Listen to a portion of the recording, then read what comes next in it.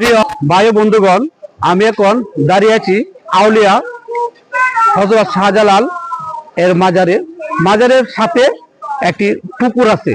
এই পুকুরে গজার মাছের ইতিহাসটা হচ্ছে, হযরত শাহজালাল আউলিয়া যখন ইয়েমেন থেকে 1303 খ্রিস্টাব্দে ভারতবর্ষে ইসলাম প্রচার করার জন্য আসেন, তখন এই আউলিয়ার আধ্যাত্মিক এবং অলৌকিক ক্ষমতা দেখে এক রাজা এই মাছগুলোকে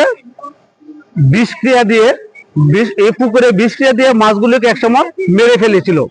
তখন এই আউলিয়ার শিরোমণি হযরত শাহজালাল আল্লাহর কাছে ফরিয়াদ করে, তখন আল্লাহ এই মাছগুলোকে আবার জীবিত করে দেওয়ার পর এভাবে মাছ রাখে।